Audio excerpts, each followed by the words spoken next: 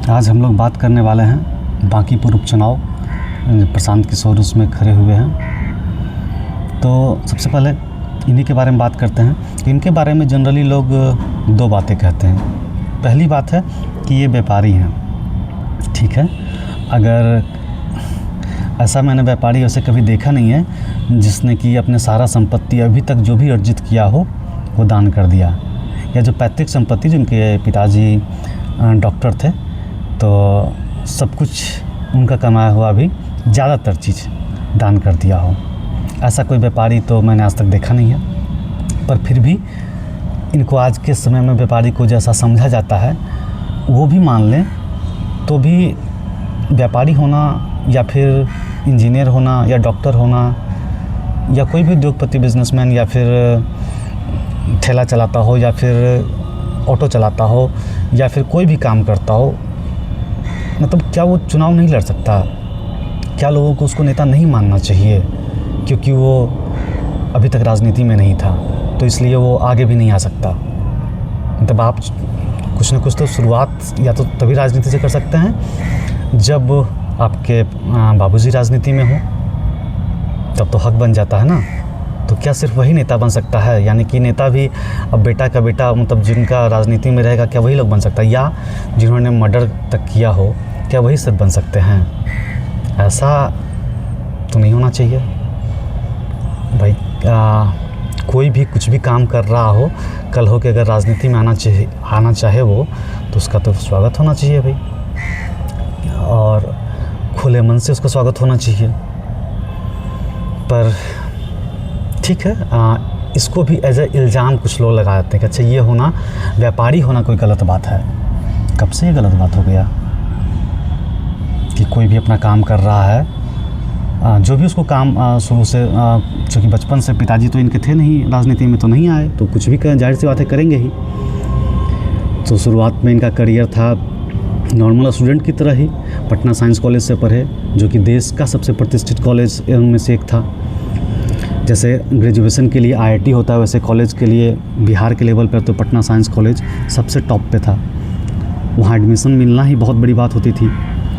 तो वहाँ से पढ़कर फिर उन्होंने UN गए, मतलब यूनाइटेड नेशंस, पूरे दुनिया में काम किया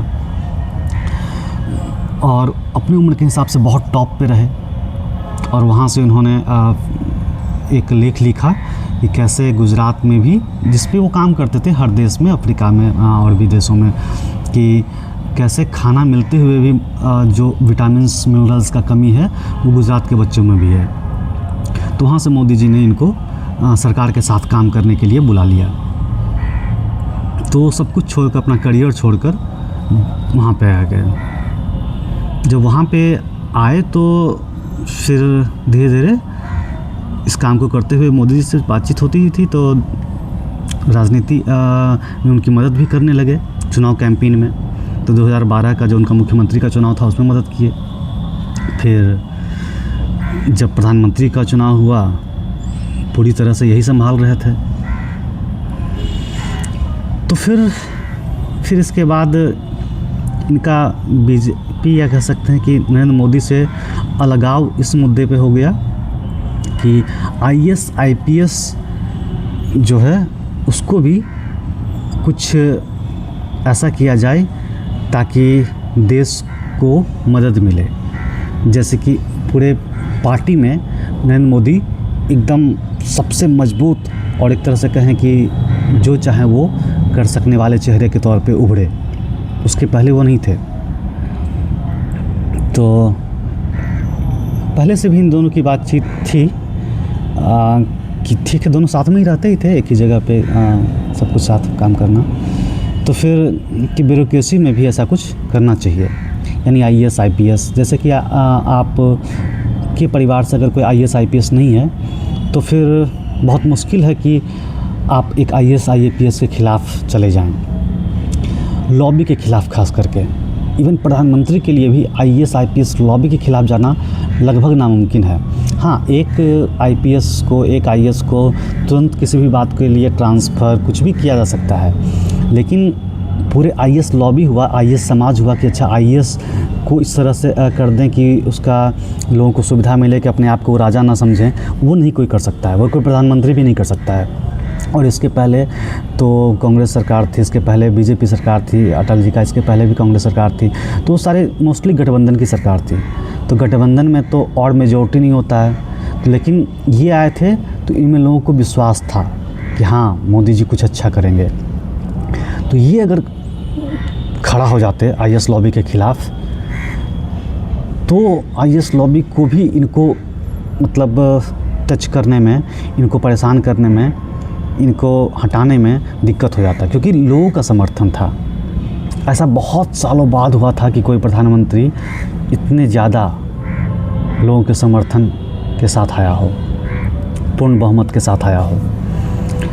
तो फिर भी इन्होंने उस लॉबी को, जैसे कहते हैं ना करप्शन, कोई भी नेता ऐसा नहीं चाहता है कि करप्शन होता ही रहे ब्लॉक में या ज़मीन लिखवाने में, लेकिन कोई भी कितना भी प्रॉमिस कर ले, कोई लोकल बीजेपी का, कांग्रेस का या जनसुराज का ही क्यों ना हो, लोकल नेता हो, कर ले कि अच्छा ये ब्लॉक से भ्रष्टाचार हट जाएगा, ज़मीन लिखाने में कोई कुछ कब्जा कर लेता है, किसी तरह का चीज़ होता है, भ्रष्टाचार हट जाएगा, नहीं हट सकता है।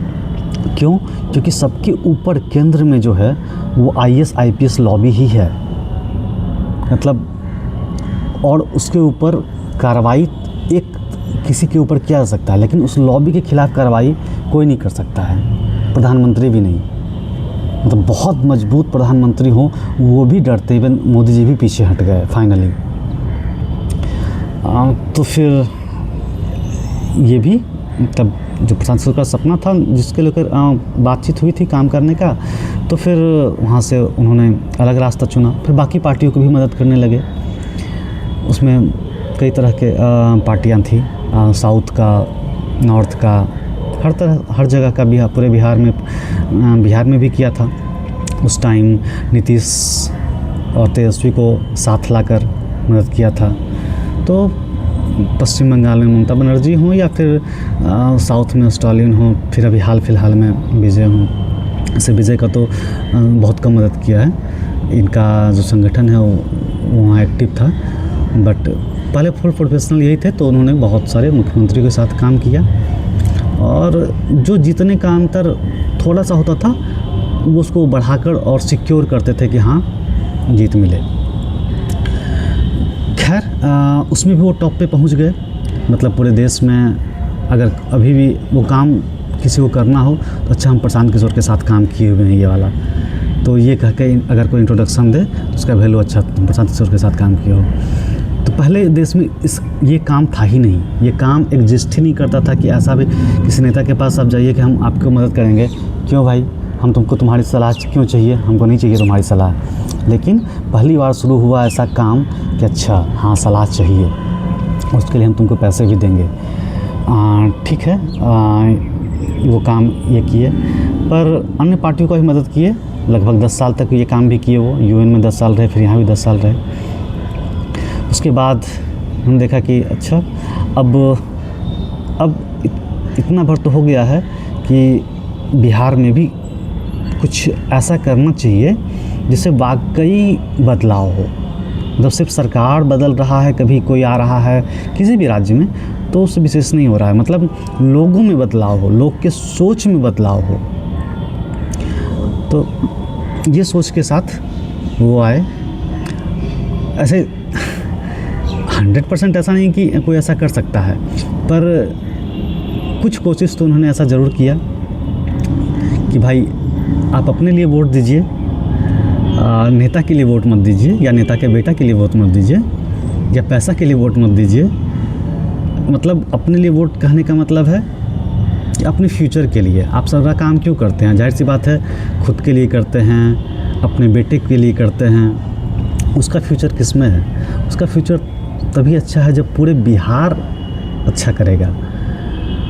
आप पूरे बिहार में अगर उद्योग लगेगा तो फिर मतलब उसके चांस हैं कि रोज़गार मिल जाए आपके बेटे को, या कल होकर पोते को, या कुछ भी। पर अगर बिहार ही अगर नीचे जा रहा है तो फिर अगर उसमें से कुछ लोग ही फिर अच्छा कर सकता है, तो फिर उसमें से कनेक्शंस जिसका अच्छा होगा, फिर वही तो नेता तो यही चाहता है कि पीछे ही रहे, ताकि कनेक्शंस मेरे जिसके साथ अच्छा होगा उसको हम करवाएंगे। अगर सबको करवाने लगे तब फिर क्या वैल्यू है, तब फिर नेता का क्या वैल्यू रह जाएगा। लेकिन लोगों का वैल्यू फिर बढ़ जाएगा, क्योंकि लोगों के पास फिर रोज़गार, पैसा और घर मकान अपना सब कुछ हो जाएगा। पर नेता को क्या मिलेगा इससे? नेता को कुछ नहीं मिलेगा। आज मानकर चलिए आप आसपास 50 लोग हैं, 50 लोग में किसी एक को जिससे जान पहचान रहेगा उसको इंदिरा आवास या कोई भी सुविधा 50,000 रुपया ही नेता दे देगी, चलो तुमको देते हैं, उसका वैल्यू है। लेकिन अगर वो सबको आवास सरकार दे दे कि नहीं सबको मिलेगा, तो आप नेताजी का जी हजूरी कभी कीजिएगा कि भाई आप मेरा कर दीजिए, क्योंकि भाई अब तो सबको मिलना ही है, तो उसका नेता का वैल्यू ख़त्म हो जाता है। इसलिए कमी होना बहुत ज़रूरी है नेता के लिए, कि लोग आपस में लड़ें, कमी हो चीज़ों का, ये बहुत ज़रूरी है। ये नहीं रहेगा तो फिर नेता को कोई नहीं पूछेगा। तो यही लोगों को समझा रहे थे कि भाई आप अपने लिए सोचो, और अपने लिए सोचने का मतलब है कि साथ में बिहार के लिए भी सोचो। क्योंकि अगर बिहार इस सोच के साथ वोट देगा कि अच्छा हमको रोज़गार चाहिए, तो बिहार में चाहिए रोज़गार, सिर्फ कुछ ट्रेनें नहीं चाहिए, सिर्फ अनाज नहीं चाहिए। जैसे कि अगर सही बात है, अगर मोदी जी बिहार में आते हैं प्रचार करने के लिए, तो घोषणा क्या करते हैं कि अच्छा अनाज जो है वो मिलेगा, ये ट्रेन जो है यहाँ से यहाँ तक चलेंगी। पर यही मोदी जी अगर गुजरात जाएं तो क्या वो यही घोषणा करते हैं? आप एक बार उनका सर्च कर लीजिए वीडियो कि गुजरात में जब वो भाषण देते हैं तो क्या बोलते हैं। कभी भी नहीं, आज तक एक लाइन भी नहीं। जबकि वहाँ के लोगों को भी मिल रहा है ट्रेन, वहाँ के लोगों को भी मिल रहा है ये अनाज, लेकिन एक बार भी चर्चा इसका कभी नहीं। क्यों? क्योंकि वहाँ के लोग को ये मिल रहा है, ये ठीक है, पर ये एस्पिरेशन नहीं है, ये चाहत नहीं कि हमको ये मिले। उनका एक्सप्रेशन है, उनका चाहत है कि हमको मिले खुद का उद्योग धंधा लगाने के लिए पैसा, पूंजी, 10 करोड़ 5 करोड़, किसी कोई और छोटा मोटा तो 10 लाख 20 लाख, तो सबको मिले ऐसा, तो वो व्यवस्था चाहते हैं। बहुत अच्छा सड़क चाहते हैं ताकि अपना सामान वो ढो सकें। सबसे पहला बुलेट ट्रेन चाहिए, सेमीकंडक्टर का फैक्ट्री चाहिए, जहाँ पूरे देश में अगर सेमीकंडक्टर फैक्ट्री लगना हो तो एक गुजरात में ज़रूर लगेगा। कोई भी पूरे देश का उद्योगपति कहीं कुछ करना चाह रहे हो गुजरात में ज़रूर, क्योंकि वहाँ के लोग ये चाहते हैं। तो जो लोग चाहते हैं उसी पे वो वोट करेंगे। जिस वोट और नेता को फाइनली तो वोट से ही मतलब होता है। अगर आप उसको वोट दे रहे हैं 500 रुपया लेकर, तो आपको 500 रुपया दे देगा। मतलब अगर बड़ा पार्टी है तो खास करके बीजेपी, कांग्रेस या फिर राजद, कोई बहुत बड़ा पार्टी है तो दे देगा वो। जैसे कि अभी सरकार के माध्यम से ही 10-10 हज़ार दे दिया, तो लेकिन दिया ना, क्योंकि उसको वोट चाहिए। फाइनली सबसे इम्पोर्टेंट वोट ही है। तो वहाँ के लोग इस नाम पे वोट देने के लिए कभी तैयार नहीं होंगे कि हमको 10,000 दे दो, या फिर ये खाना दे दो, या फिर ये दे दो तो हम वोट दें। नहीं, वहाँ के लोगों को चाहिए कि हमारे यहाँ बहुत सारा फैक्ट्री लगे, हर एक के यहाँ रोज़गार के मौके तो हों ही, साथ में खुद का शुरू करने का मौका हो, कि हमको अगर 5 लाख मिले, 50 लाख मिले, तो हम खुद का अपना दुकान खोल लें। खुद का सेमीकंडक्टर फैक्ट्री है तो उसमें एक नट बोल्ट का फैक्ट्री खोल लें, बिस्किट का फैक्ट्री खोल लें, आइसक्रीम का फैक्ट्री खोल लें, कुछ भी करें, पूरे देश में उसका सप्लाई करें, अमेरिका में सप्लाई करें, कुछ भी, मतलब कोई बड़ा सामान है, कैसे क्या है, तो वो चाहत है उनका। तो उसी अनुसार से वो मांगते हैं, उसी अनुसार से वो वादा करते हैं। कभी भी उनके भाषण में देखिए यही सब वादा होगा गुजरात में, पर बिहार में कभी वादा नहीं होगा। यहाँ से वही होगा जो यहाँ के लोग चाहते हैं। तो प्रशांत किशोर का यही था कि ये सोच बदलना चाहिए। कम से कम अगर गुजरात को मॉडल माने तो वहाँ के इस लोगों को इस मामले में तो मॉडल माना ही जा सकता है कि क्या मांगना चाहिए। पर लोग की आकांक्षाएं, सोच ही एक तरह का मर गया है। मांग ही नहीं सकते, उतना औकात ही नहीं है कि अच्छा फैक्ट्री लगा दो यहाँ पे, हमारे लिए स्कूल दे, अच्छे स्कूल दे दो, अच्छे टीचर दो, अच्छे कॉलेज दो, कि सही से डिग्री पूरा हो। ये मतलब जैसे पटना साइंस कॉलेज एक था, अब तो उसका क्वालिटी भी इन्होंने घटा दिया। पर उस तरह के टॉप मतलब एकदम कॉलेज 50, 100, 500, 1000 उस तरह के कॉलेज हो, जब पढ़ेगा बच्चा तब ना फिर कुछ करेगा। चाहे वो अपना बिज़नेस करना हो तो और बेहतर बिज़नेस करेगा, चाहे कहीं जॉब कहीं नौकरी करना हो तो और बेहतर सैलरी के साथ करेगा। तो वो व्यवस्था जो होता है, वो सोच जो होता है, ये बहुत इम्पोर्टेंट है। तो उन्होंने कहा था प्रशांत किशोर ने कि ठीक है, हर जितना बिहार के पास बजट है तो हर एक ब्लॉक में मतलब कुछ पंचायत को मिलाकर एक जगह पे अच्छे से स्कूल बनाना हमारा मकसद है। तो कुछ जो इम्पोर्टेंट बातें थी, यहाँ रोज़गार लगाना और किस तरह से पैसा आएगा और कहाँ कहाँ उसको खर्च करेंगे, उन्होंने वो कई बार बताया है। अगर आप सर्च कीजिएगा तो ये मिल भी जाएगा। तो कम से कम इस तरह का सोच और किसी नेता में कि अच्छा कैसे बिहार को पूरी तरह से इस तरह से निकालेंगे, वो नहीं है। हाँ, वादा करते हुए और नेता भी करते ही हैं, मिल जाएंगे कि अच्छा ये कर देंगे वो कर देंगे, होता ही है, सारे स्टेट में होता है, बिहार में भी होता है। बट कोई अपने दम पे यूएन में चला गया हो और वहाँ भी टॉप पोजीशन में हो अपने उम्र के अनुसार से, या फिर कोई नया चीज़ शुरू कर दिया हो और पूरे देश में चुनावी रणनीतिकार के तौर पे स्थापित हो गया हो एकदम जीरो से शुरू करके, तो इनके कौशल पे और क्षमता पे मतलब कैसे कोई संदेह कर सकता है।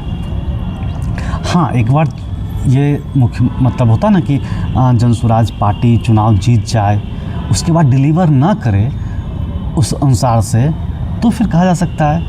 लेकिन जितना खुद से इन्होंने किया है एक अपने बदौलत पूरे देश में, होता ना मतलब कि हर लोग उनके नाम से ही अब कहता है कि अच्छा ये काम हम प्रशांत किशोर जुड़ के किए थे तो हमको भाई नौकरी दे दो। तो पूरे देश में मतलब इतना बड़ा काम कर देना, तो तन की ये क्षमता मतलब किसी और में तो जल्दी नहीं दिखता है कि अपने बदौलत शुरू से जीरो से शुरू किया हो और इतना आगे चला गया हो, और वो सब कुछ छोड़कर मतलब हर चीज़ को त्याग कर वो बिहार आए हैं। और जितना उन्होंने उससे कमाया वो सब भी दान कर दिया, जो पिताजी कमाया हुआ वो भी दान कर दिया, ज़्यादातर चीज़। एक आध घर छोड़कर अपना कुछ और छोड़कर, बच्चे पढ़ते हैं तो उतना चाहिए, तो सब कुछ। पर फिर भी अगर लोग के मन में संदेह हो तो ये इसलिए होता है क्योंकि अभी तक ऐसा ही होता आया है, क्योंकि नेता लोग का ऐसा ही रहा है। तो ठीक है, लेकिन हम तो भाई बिल्कुल चाहेंगे कि हमारा नेता ऐसा ही हो, जो कि इतना समझदार, इतना कर्मठ, जो अपने बदौलत दुनिया बदला हो। ऐसा तो देखने को मिलता नहीं है, और वो भी हारा है सब कुछ छोड़कर। तो हम तो चाहेंगे कि जितना हम कुछ कर सकें वो करें इनके लिए, जिताने के लिए, क्योंकि ये वास्तव में इनके लिए नहीं है, वास्तव में ये मेरे लिए है।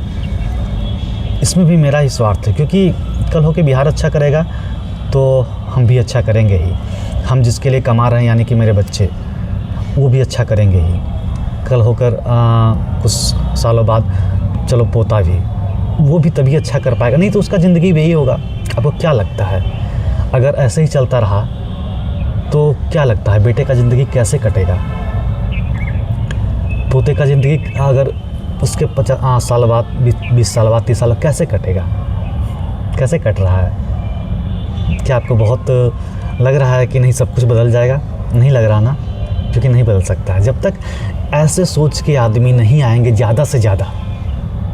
और ऐसे सोच के आदमी लाने की जिम्मेवारी ये हम लोग पे है, आप लोग पे है। क्योंकि और ये सोच के आदमी से तभी आप ला पाएंगे जब आप ऐसा सोच पाएंगे। अगर आपको लगता है कि नहीं यही 500 रुपया लेकर और कुछ रुपया लेकर ही वोट देना है, या फिर कोई किसी ने कह दिया कि वो जात खराब है या वो धर्म खराब है, तो सिर्फ उसके नाम पे वोट देना है, तो फिर चीज़ें गलत हो जाती हैं। जैसे अभी देखिए, अभी राम मंदिर में क्या हुआ, उसके लिए कई लोगों ने, पहले तो मुग़ल थे, पहले यहाँ पे मुग़लों का शासन था, औरंगज़ेब वगैरह, बाबर वगैरह, तो तब से लेकर ये चल रहा है राम जन्मभूमि का मुद्दा। तो मुग़ल के ख़िलाफ़ लड़ाई लड़ा गया, फिर जब अंग्रेज़ आए तो उनके खिलाफ़ लड़ाई लड़ा गया, फिर जब देश आज़ाद हुआ तो कोर्ट में ये लड़ाई लड़ा गया। कई लोगों ने इसके लिए जान भी दिया, कई लोगों ने हर तरह से सपोर्ट किया पूरे देश से, इवन दुनिया भर से, राम मंदिर के लिए। तो राम मंदिर का जब कोर्ट का फैसला आया फाइनली कि हाँ इस पे राम मंदिर बन जाएगा, इसमें बहुत लोगों का योगदान था, और कोई 5 वर्ष का नहीं था, 50 साल का नहीं था, 100 साल का नहीं था, बहुत सालों से लोगों का योगदान था। तो ये फिर सफलता मिली कि चलो राम मंदिर बना। और जब बना तो ये मतलब होता ना कि राम जी का जन्म स्थान के नाम से ये हुआ, तो वहाँ पे पूरे देश के मंदिरों से अलग इसको ऐसा कर दिया गया कि यहाँ पे कोई जांच पड़ताल नहीं होगा। पूरे देश के मंदिरों में जांच पड़ताल की व्यवस्था है, पर इसको अलग कर दिया गया राम मंदिर को, कि यहाँ कोई जांच पड़ताल, कभी कोई कितना कोई पैसा दे रहा है, ले रहा है, कोई अगर RTI लगाना चाहे कि इन्फॉर्मेशन लेना चाहे कि क्या हो रहा है, वो नहीं लगा सकता है। इससे इसको बाहर कर दिया गया। तो फिर अभी देखिए वहाँ पे फिर कौन कौन लोग उसका जिम्मेदारी संभाले।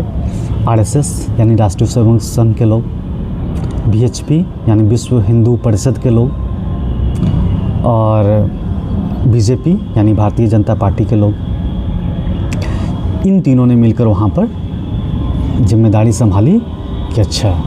तो उन्होंने, ये तो खैर बहुत लोगों का इल्ज़ाम था कि चुनाव से इन पहले अभी राम मंदिर कंप्लीट भी नहीं हुआ है, लेकिन वहाँ पे इसका शुरू करवा दिए सब कुछ, ताकि चुनाव से पहले अगर करवाएं तो होगा कि भाई राम जी को यही लाए हैं, तो इसका वोट मिल सके। तो वहाँ तक तो लोगों ने एक्सेप्ट भी कर लिया कि ठीक है, अगर चुनाव से पहले मंदिर कंप्लीट नहीं भी हुआ है फिर भी कर दिए तो कर दिए, ठीक है। लेकिन उसके बाद जो पैसा आने लगा वहाँ से, और जब राम मंदिर बन रहा था, तो अभी आप एक नीतीश राजपूत राम मंदिर चोरी करके वीडियो ऐसे भी सर्च कीजिएगा, कहीं आपको मिल जाएगा, लेकिन उसमें डिटेल में बताया हुआ है, यूट्यूब में भी सर्च कर सकते हैं, नीतीश राजपूत राम मंदिर चोरी।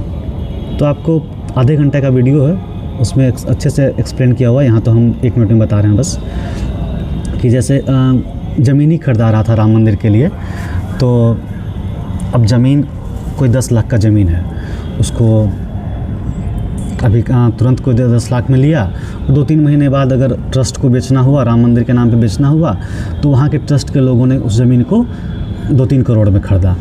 कोई ज़मीन तुरंत खरीदाया है आज के आज, और आज ही के आज उसको बेच रहे हैं 10 गुना दाम पे, 20 गुना दाम पे। तो ट्रस्ट के लोग ही उसको पहले ख़रीद रहे थे, फिर जब ट्रस्ट के पैसा को उसको दे रहे थे, मतलब कि पैसे का वहाँ पे बहुत ज़्यादा अपने लोगों के नाम पे पहले ज़मीन खरीद कर तब उन लोगों से फिर राम मंदिर के नाम पे ख़रीदा गया, ताकि उनको बहुत ज़्यादा पैसा दिया जा सके। तो पहले तो ये हुआ। तो चलो ये भी बहुत बड़ा मुद्दा नहीं बना, क्योंकि फाइनली मंदिर बन रहा था, तो चलो जो भ्रष्टाचार हो रहा था। फिर बनने में कोई सामान है 10 रुपये का, उस सामान को 15 रुपये का दिखाकर जो सारे काम जो कि उन्हीं के हाथ में था, चंदा के नाम पे लोगों ने एकदम आंख मूंद कर पैसा दिया, जिसका जितना क्षमता था। जो करोड़पति अरबपति था वो भी बहुत सारा दिया, जिसके पास कम पैसा था वो भी 10, 20, 50, 100, 500, 1000 पैसा दिया। बहुत लोगों ने दिया, मतलब कई 100 करोड़ इकट्ठा हो गए राम मंदिर के बनने के नाम पे। तो पर जो लोग बना रहे थे, यानी कि वही RSS, BJP और VHP, तो इनको मतलब अगर ज़मीन में ऐसा किए, मंदिर बनाने में ऐसा किए, तो भी लोगों ने बहुत सवाल नहीं पूछा। लेकिन उसके बाद दान जब मिलना शुरू हुआ, तो उसमें भी चोरी करना शुरू कर दिए। अपने लोगों को रखे, जैसे कि आपने वहाँ पे गिनने के लिए, तमाम काम के लिए उसका सैलरी जो नॉर्मल होता है वही लोगों का था 15,000, 10,000, 20,000।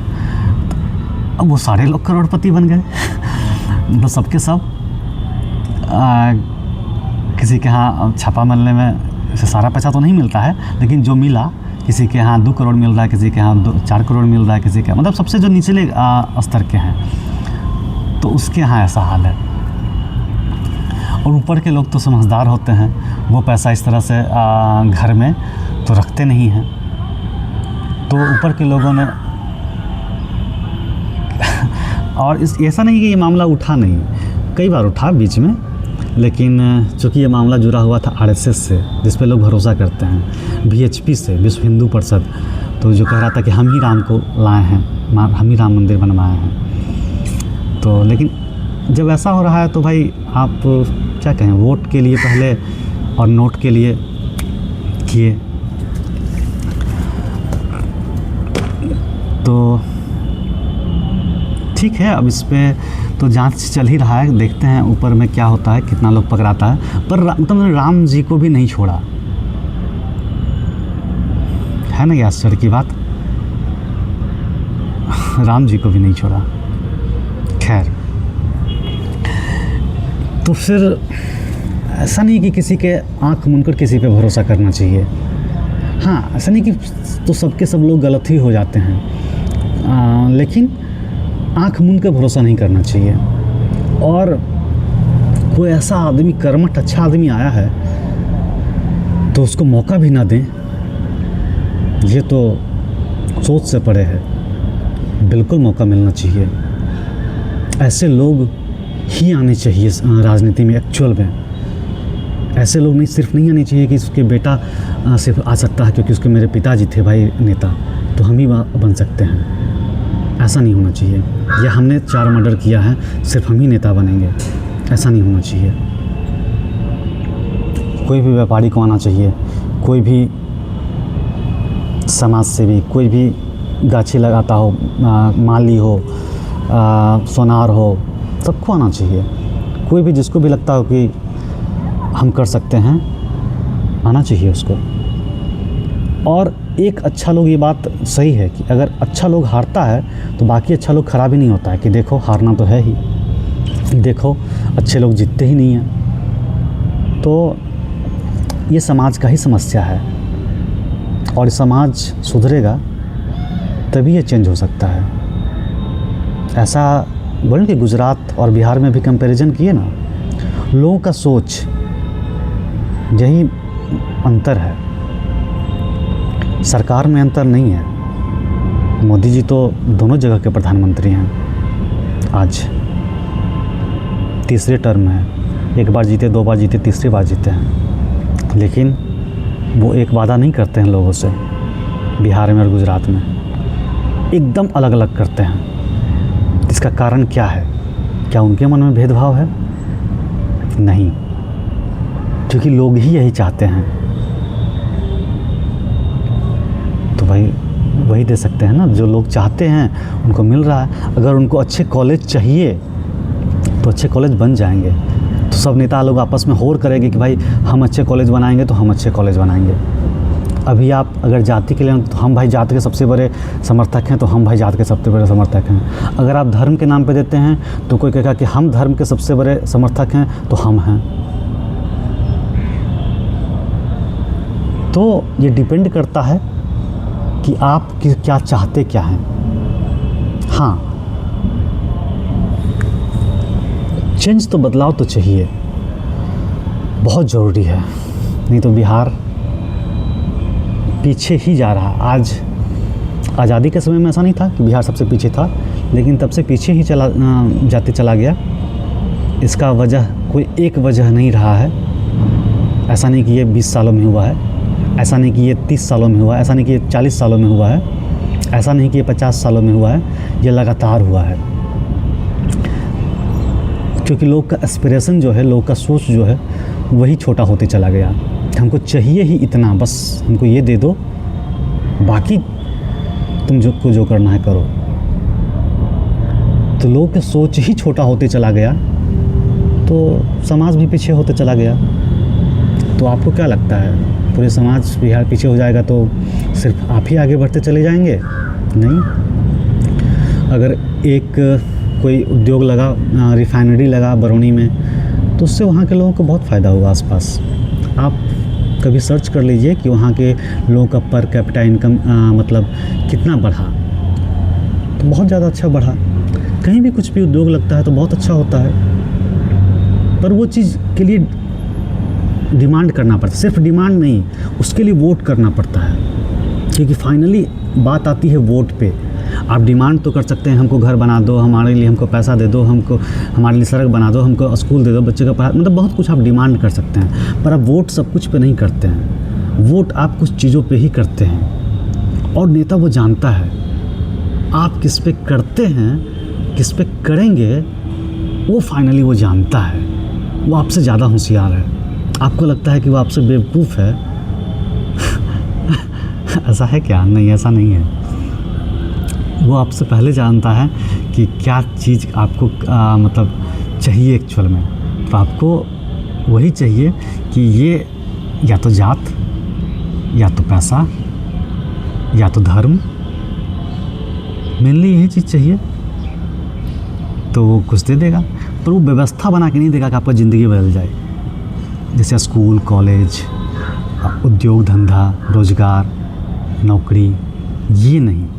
हाँ, कुछ सरकारी नौकरी का वादा कर सकता है, पर सरकारी नौकरी मतलब कितने लोगों को मिलेगा? सबसे पहले मिलेगा उन्हीं को जो पढ़ने में अच्छे रहेंगे, यानी कि अच्छे स्कूल कॉलेज चाहिए सबसे पहले। तो उसमें भी अगर मिलेगा भी तो 2-3% लोगों को ही मिलेगा, यानी 100 में 2-3 लोगों को मिलेगा, क्योंकि इतना ही है ना, इससे ज़्यादा नौकरी तो है ही नहीं। अब सरकार चाह भी ले, सारा का सारा वैकेंसी जो है वो खोल दे, सब कुछ कर दे, फिर भी तो 2-3% लोगों को ही दे सकता है ना, 100 में 3। इससे ज़्यादा तो सरकार चाह के भी नहीं दे सकता, चाहे कितना भी कोशिश कर ले, नहीं दे सकता है सरकारी नौकरी। पर प्राइवेट नौकरी दिया जा सकता है। अब जितने बच्चे रह रहे हैं, आपके ही अगर 2 बच्चे हैं, या आपके एक स्कूल में पढ़ रहा है उसमें उतने बच्चे हैं, क्या सबके सरकारी नौकरी लग सकता है? नहीं लग सकता ना। लेकिन नेता लोग वादा करते हैं कि हम देंगे, चाहे हम इतना दिए हैं, ठीक है। पर सबसे ज़्यादा ज़रूरी है, अगर समाज को बदलना है तो पढ़ाई और उद्योग धंधा, रोज़गार, ताकि सबको एक ज़िंदगी मिले, ताकि सब कोई अच्छा पढ़ सके, अच्छा कमा सके। पर ये चाहिए क्या आपको? यही है अपने बच्चों के बारे में सोचकर वोट देना। यही है कि अच्छा अपने बच्चों के लिए वोट कीजिए। इस लाइन का यही मतलब है। अगर ये बात आपको समझ में आता है कि हाँ बच्चे इम्पॉर्टेंट हैं और ये चीज़ इम्पॉर्टेंट है, तब तो ठीक है। नहीं आता है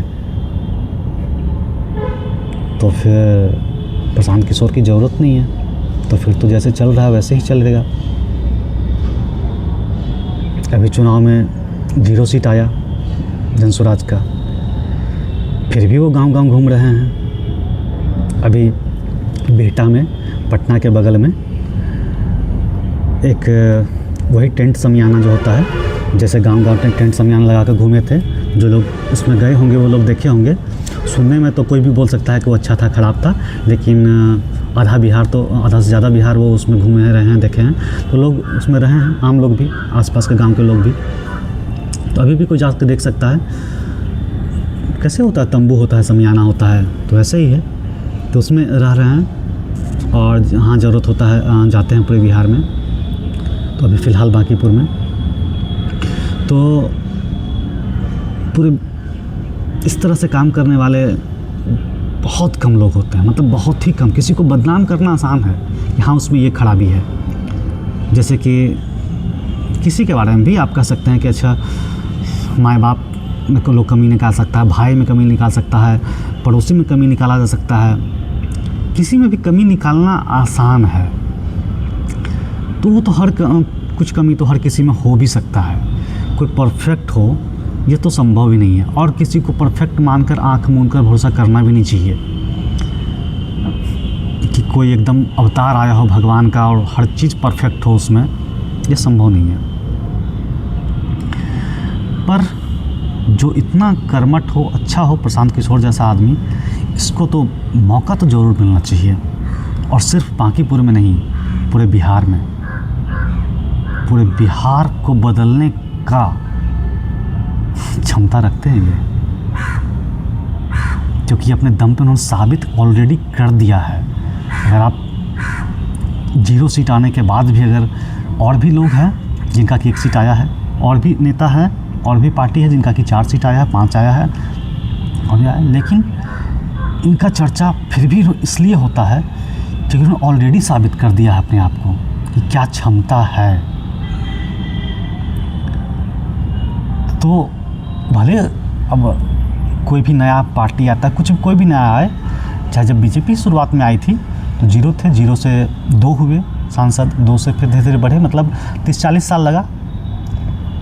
तो शुरुआत में तो चलो लोग उनको उस चीज़ का वैल्यू नहीं करते हैं, क्योंकि मतलब लगता है कि वो कमज़ोर हैं, कमज़ोर के साथ देकर क्यों मतलब किसी का साथ दें। लोग होता ना कि अच्छा से मतलब नहीं है लोग को, यही तो लोग कमी खुद में होती है कि हम अच्छा है कोई लेकिन कमज़ोर है, उसका साथ नहीं देंगे।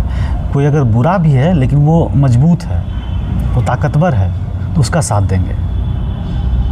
तो फिर वो बुरा है या फिर अपने लोगों के लिए ही सिर्फ काम करता अच्छा है तो वही करेगा ना, लेकिन जो अच्छा है उसको अगर आप मजबूत बनाएंगे तो अच्छा करेगा, सबके लिए अच्छा करेगा। ये तो साधारण सी बात है, पर नहीं, हमारे सोच में ही ये चीज़ है कि जो मजबूत है उसी को साथ देना है, चाहे वो बुरा हो क्यों न।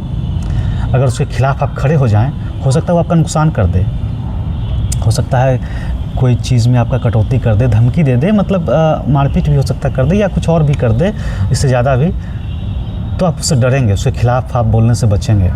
पर कोई अच्छा है तो फिर उसके खिलाफ़ आप कुछ भी बोल दीजिए, किसी भी मंच पे, किसी भी जगह पे जाके बोल सकते हैं। तो ये अंतर तो है, तो इसको थोड़ा सा बदलने का ज़रूरत है, और ये बदलाव कहीं और करने का ज़रूरत नहीं, खुद में, और खुद में वो भी वोट के माध्यम से। जिस चीज़ पे आप वोट देते हैं वही मिलता है। ये सिर्फ बिहार की बात नहीं है, ये सिर्फ गुजरात की बात नहीं है, ये हर जगह होता है। इंग्लैंड में, अमेरिका में, किसी भी देश में जिस चीज़ के लोग वोट देते हैं वही मिलता है सबको, हर जगह यही तय है। लेकिन हाँ, जिस चीज़ मांगते हैं उस पर नहीं, जो आपके मन में है, क्योंकि वो नेता होशियार होता है, वो आपके मन के बात को जानता है। जो आपके मन में है फाइनली, उस जिसके लिए आप वोट देते हैं वही होता है समाज में। तो अगर समाज आज पिछड़ा हुआ है तो किसी और का दोष, नेता का दोष नहीं है, बिल्कुल नहीं है। अगर दोष है भी तो बाद में है, पहले लोगों में ही कमी है, लोगों का ही दोष है। ठीक है, उम्मीद करते हैं कि अच्छा होगा, बिहार भी एक दिन शायद बदलेगा, कम से कम कोशिश तो करना ही चाहिए। देखते हैं क्या होता है, अभी तो काफ़ी ज़िंदगी बाकी है। हम तो छोटा सा प्रयास तो अपना ज़रूर करेंगे, और ज़्यादा प्रयास करने की कोशिश करेंगे, लेकिन प्रशांत किशोर जैसा तो हम नहीं हो सकते कि सब कुछ छोड़कर प्रयास करें, उतने अच्छे तो हम नहीं हैं। लेकिन अपने स्तर से ही करेंगे प्रयास, आप लोग भी कीजिए, क्योंकि और ज़िंदगी का क्या मतलब है, एक दिन ऊपर ही चला जाना है फाइनली। तो ये चीज़ किया जा सकता है कि एक अच्छे लोग को, अच्छे नेता को पूरे बिहार से चुना जा सकता है, चाहे मुखिया का चुनाव हो, चाहे वो वार्ड पंचायत का हो, मतलब वार्ड का हो, पंचायत का हो, चाहे वो जिला का हो, एमएलए का हो, एमपी का हो। इतना तो करना ही चाहिए। अगर इतना भी कर लें ना सिर्फ, तो भी ज़िंदगी में बहुत बड़ा परिवर्तन आ जाएगा, सिर्फ इतना भी कर लें तो। पर इतना लोग करते नहीं हैं। क्या करते हैं, क्या मुखिया के चुनाव इस नाम पे देते हैं कि क्या कौन सबसे अच्छा है? नहीं, उनको लगता है मेरा वोट बर्बाद हो जाएगा। यही लगता है लोगों को कि मेरा वोट बर्बाद हो जाएगा अगर किसी ऐसे को वोट देंगे जो कि कितना भी अच्छा आदमी हो लेकिन वो जीत नहीं सकता है, या फिर मेरे इस आइडियोलॉजी से नहीं है, लोग उसको वोट देना नहीं चाहते हैं। जबकि सच है कि वोट कभी भी बर्बाद नहीं होता है। वोट एक मैसेज होता है कि आप चाहते क्या हैं। जो चाहते हैं वो मिलता है। चाहे वो वोट आप एक आदमी को दें, कोई खड़ा हुआ है उसको एक ही वोट आया, वो भी एक मैसेज होता है कि अच्छा इस तरह के आदमी को एक ही वोट आता है, इस तरह के आदमी को सबसे ज़्यादा वोट आता है। वो एक मैसेज होता है। हर वोट एक मैसेज होता है। तो आप क्या मैसेज दे रहे हैं नेता को? आप क्या मैसेज दे रहे हैं आज के बिहार को, आने वाली पीढ़ी को? देख लीजिए। फाइनली तो हम लोग के, आप लोग के ऊपर ही है। तो ठीक है, एक यही छोटा सा प्रयास था, आप लोग भी कीजिए। और सिर्फ ये प्रयास खुद तक मत रखिए, दूसरों के साथ मिलकर कीजिए और साथ दीजिए। अगर वाकई समझते हैं कि हाँ ये चीज़ ज़रूरी है, तो सिर्फ अपने तक ये प्रयास मत रखिए, ये प्रयास दूसरों तक भी ले जाइए। यही एक तरीका है बदलाव का। कोशिश कीजिए कम से कम, क्योंकि एक अकेला जो आप कर सकते हैं 2 आदमियों से बेहतर कर सकता है, 100 आदमियों से भी बेहतर कर सकता है।